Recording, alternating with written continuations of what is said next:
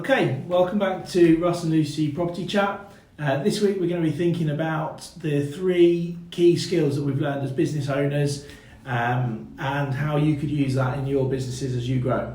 So we operate a suite of businesses all involved in property in the UK where we refurbish, furnish and then let property for investors.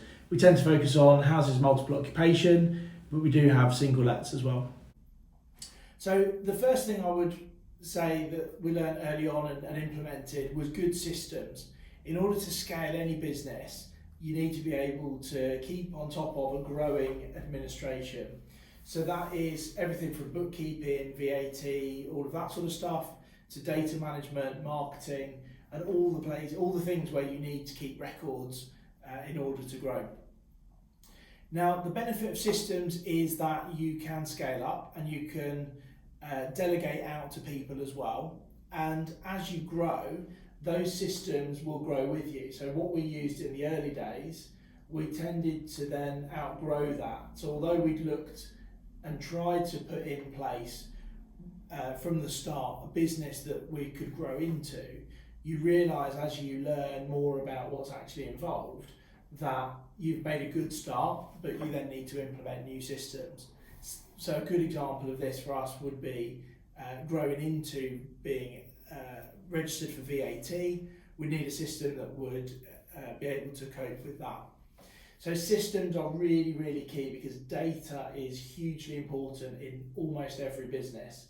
You need to know what's going on, who to contact, how to market to them, but also you need to be able to do your statutory reports, your accounts and all of that sort of stuff. The second thing I would say though is that the strength of those systems is important and you need processes in the business that people can follow, but it's having that balance between processes and people.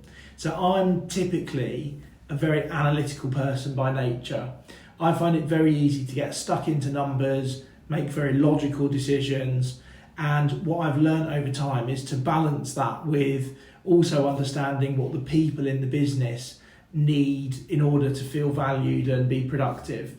So as a sole business owner, you would tend to focus on your strengths, and the natural thing as you grow is to bring in people who complement your skill set, whether that's marketing, finance, in our side, the lettings, the sales.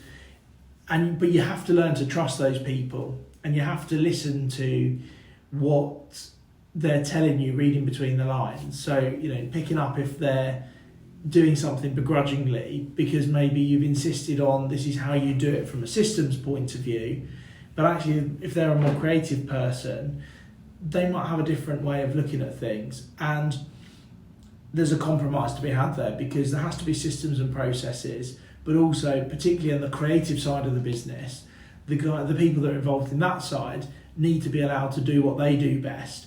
And it's finding a match between us so that I can support them to do their job, and in return, the business grows. And then I would say the last thing of the 3 tips would be the quality of questions. And this follows on from the people side of it. So the quality of questions that you ask people will generally equate to the success that you have. So what I've learned, for example, is that when you're talking to professionals in particular, accountants, mortgage brokers, solicitors, bookkeepers, they will answer the question that you ask. And what they're not necessarily that good at is kind of trying to understand your whole situation because you haven't told them that something else is actually bothering you as well. So one of the things I've got good at is when they've given a solution is then to play devil's advocate or ask what about or what if or how if we're going somewhere else in the future, does this still work? So by asking really good questions enables them to give us the best advice because they can only answer and give advice on what they understand about business. So in order to do that, you have to do a little bit of research yourself. So a lot of people will say outsource as quick as possible, bring people into the team, and of course you've got to do that and within budget constraints. But also I think you do have to take a bit of interest in each topic so that you're well enough equipped to be able to say, oh, but what about, and what about? Because if you're asking what about from a tax perspective, if you know a bit about a subject, then the accountant can elaborate and explain and understand, and you've got a basic principle. Whereas if you know nothing about it at all, you can't then say, but in my business, how does this work? So I would say, in summary, systems and processes, people, and get good at asking great questions. And they're my 3 top tips for growing a business.